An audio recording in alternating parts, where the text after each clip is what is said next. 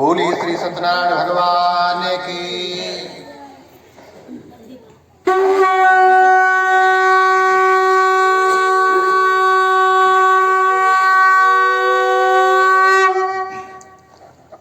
प्रथमो अध्यायः। श्री सत्यनारायण भगवान के 5 अध्यायों में हम सभी लोग जानते हैं, 5 अध्यायों में कथा हम सभी लोग श्रवण करते हैं और श्री सत्यनारायण भगवान की कृपा हम सबके ऊपर होती ही रहती है। आइए हम सभी, आज ओम जी का जन्म दिवस है, उसके शुभ अवसर पर हम सभी लोग कथा श्रवण करने का यह सौभाग्य हम सबको प्राप्त हुआ है। आइए पूरी भक्ति और पूरे भाव के साथ में कथा को श्रवण करें। ओम हरि ओम। बोलिए श्री सत्यनारायण भगवान की। एकदा नैमिषारण्ये ऋषयः शौनकादयः पप्रच्छुर्मुनयः सर्वे सूतं पौराणिकं खलु। एक बार नैमिषारण्य जैसे पवित्र क्षेत्र में 88,000 ऋषि तपस्या किया करते थे। उन्होंने देखा कि इस कलिकाल में जब घोर कलयुग आएगा तो हर मनुष्य दुखी होगा, इनके दुख कैसे दूर किए जाए। तो उनका मन बड़ा चिंतित हुआ। ऋषि बड़े दया भाव उनके अंदर होते हैं, तो ऋषि चिंतित हुए मनुष्य के, प्राणी मात्र के दुख कैसे दूर हुए। तब तक सूत जी महाराज उधर से आ रहे थे।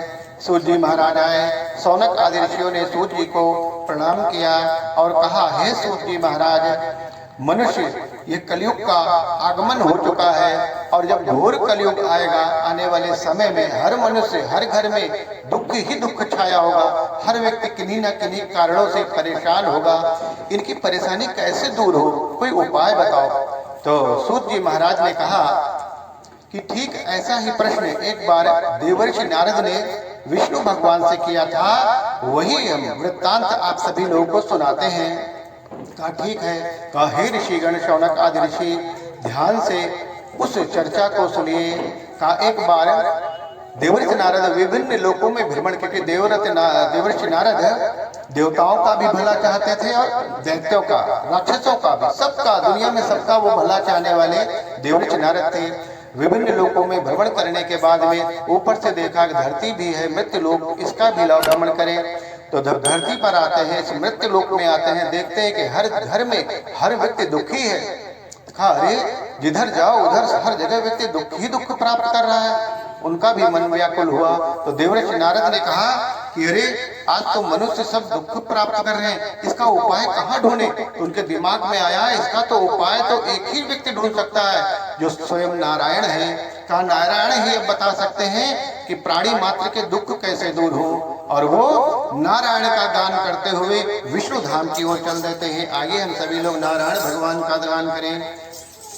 श्रीमन नारायण नारायण नारायण, श्रीमन नारायण नारायण नारायण, श्रीमन नारायण नारायण नारायण, श्रीमन नारायण नारायण नारायण। राजा जो मुख से नारायण नाम का गान करते हैं, उनका मुख शुद्ध हो जाया करते हैं। बद्री नारायण नारायण नारायण, बद्री नारायण नारायण नारायण, लक्ष्मी नारायण नारायण नारायण, लक्ष्मी नारायण नारायण नारायण, लक्ष्मी नारायण नारायण नारायण, बद्री नारायण नारायण नारायण, श्रीमन नारायण नारायण नारायण, श्रीमन नारायण नारायण नारायण। नारायण नारायण का उद्घोष करते हुए देवर्षि नारद विष्णु लोक प्रस्थान करते हैं और विष्णु लोक पहुंचकर विष्णु भगवान को प्रणाम करते हैं और कहते हैं कि हे विष्णु भगवान, इस धरती पर मृत्यु लोक में हर व्यक्ति दुखी है। का कैसा दुख। का कोई तन दुखी, कोई मन दुखी, कोई धन बिन रहत उदास, और थोड़ा थोड़ा सब दुखी। का हर व्यक्ति दुखी है। किसी के पास बहुत सारा धन है लेकिन शरीर उसका परेशान, रोगी है। किसी का शरीर तो बढ़िया है, हष्ट-पुष्ट है, लेकिन धन का अभाव है, उससे दुखी है। किसी के पास धन भी बहुत है और शरीर भी हट्टा-कट्टा है, लेकिन मन से वो बीमार है, मन से दुखी है। आज का मानव थोड़ा थोड़ा सभी दुखी है। का सुखी कौन? सुखी राम का दास। का जो भगवान का जो भजन करने वाले हैं वही सुखी है। जैसे हनुमान जी राम का नाम लेते थे और राम काज करिबो को आतो, राम का काज भी करते थे। कहा भगवान का जो नाम लेंगे और साथ में भगवान का जो काम करेंगे, आज इस कलयुग में वही सुखी होंगे। कहा हे विष्णु भगवान, कोई उपाय बताओ। कहा एक उपाय है। कहा कौन सा? कहा सत्यनारायण भगवान, जो विष्णु रूप में सत्यनारायण भगवान का ध्यान करता है और श्री सत्यनारायण भगवान की शरण में आ जाता है, उसके समस्त दुख दूर हो जाते हैं। कहा अच्छा, कहा इसका कोई विधि विधान होगा? कहा कोई विधि विधान हो तो वो भी आप बता दीजिए। सत्यनारायण कहा किम फलम किम विधानम चा कृतम केनैव तद्व्रतम तत्सर्वं विस्तराद ब्रूहि कदा कार्यव्रतम प्रभु। का हे विष्णु भगवान, ये सत्यनारायण भगवान का लाभ प्राप्त करने के लिए इसका फल क्या है, इसका विधान क्या है और इसको किसने किसने किया है? कहा इसका फल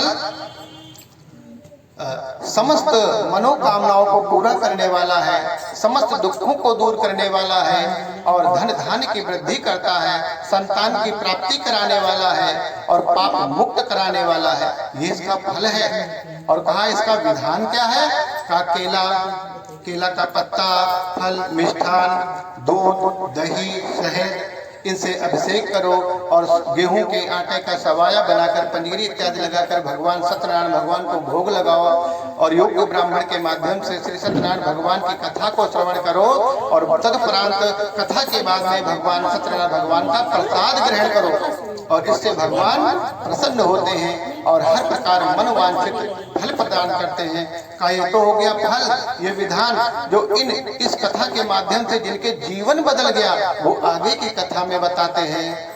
फिर कहा नारद जी ने ठीक है, ये तो समझ गए हैं, इसका फल समझ गए, इसका विधान समझ गए और जो जिन लोगों ने किया वो आगे की कथा में हमको मालूम होगा। तो इसका कोई मुहूर्त भी तो होगा, जैसे विवाह का मुहूर्त निकाला जाता है, गृह प्रवेश का, वास्तु शांति का मुहूर्त देखा जाता है। हे विष्णु भगवान, सत्यनारायण भगवान की कथा या व्रत कथा श्रवण करने का कोई मुहूर्त होगा तो वो भी बता दो। तो भगवान कहते हैं जब याद आपकी आती है मैं तेरे दर पर आता हूँ। जब याद आपकी आती है मैं तेरे दर पर आता हूँ, मैं तेरे दर पर आता हूँ। अपने सुख दुख की है ठाकुर, अपने सुख दुख की है ठाकुर, मैं रो रो तुम्हें सुनाता हूँ। जब याद आपकी आती है मैं तेरे दर पर आता हूँ। जब याद आपकी आती है मैं तेरे दर पर आता हूँ। भगवान विष्णु भगवान ने कहा जब भी हमारी याद आ जाए वही शुभ मुहूर्त है, इसका कोई मुहूर्त नहीं। सत्यनारायण भगवान की कथा श्रवण करने का कोई मुहूर्त है? कोई मुहूर्त नहीं। कहा जब हमारी याद आ जाए वही मुहूर्त है। और जैसे आज ओम जी का जन्मदिन है, मन में आया ये शुभ मुहूर्त हो गया। तो भगवान सत्यनारायण भगवान का कोई मुहूर्त नहीं है, और सबके तो मुहूर्त है, लेकिन भगवान का मुहूर्त विष्णु रूप में जो भगवान को श्रवण करते हैं, कथा श्रवण करते हैं, वही उसका शुभ मुहूर्त हो जाया करता है। कहा ठीक है, मुहूर्त भी जान गए। देवव्रत नारद ने कहा, फिर कहा इसको फल किसको ज्यादा प्राप्त होगा और किसको कम प्राप्त होगा? कहा कि जो कथा श्रवण तो बहुत लोग करते हैं, बहुत लोग पूजा पाठ करते हैं, कुछ को थोड़ा फायदा होता है, कुछ को ज्यादा फायदा होता है। तो कहा ज्यादा किसको फायदा होगा, कम किसको फायदा होगा? कहा इसमें तीन चीजें जुड़ी हुई है। कहा पहली, कथा या व्रत पूरी श्रद्धा के साथ में की जाए। दूसरी, उसमें भक्ति भी होनी चाहिए। भक्ति भाव होनी चाहिए। श्रद्धा और भक्ति के साथ में जब कथा श्रवण किया जाएगा तब तीसरी चीज सिद्धि की प्राप्ति होगी, सिद्धि की प्राप्त होगी। तो भगवान ने कहा कि सत्यनारायण भगवान की कथा पूरी श्रद्धा और भक्ति के साथ में जो श्रवण करते हैं उन्हीं को सिद्धि प्राप्त होती है। कहा ठीक है भगवान, ये आज हम सारा विधान आपसे विधि विधान समझ गए, कैसे कैसे करना है सब कुछ जान गए। कहा हे नारद, सारा विधि विधान समझ चुके हो, तुम जान चुके हो, अब जाओ इस मृत्यु लोक में जाओ और सबको बता दो जाकर कि इस कलिकाल में, इस कलयुग में एक ही ऐसा व्रत है, एक ही ऐसा तप है जिसको करने से समस्त दुख दूर हो जाएंगे, समस्त पाप दूर हो जाएंगे, धन धान की वृद्धि होगी और संतान की प्राप्ति होगी। और नारद जी धरती पर आ जाते हैं और इस व्रत का प्रचार करने लगते हैं, सभी मानव जीवन का कल्याण होगा। बोलिए श्री सत्यनारायण भगवान की। प्रथमो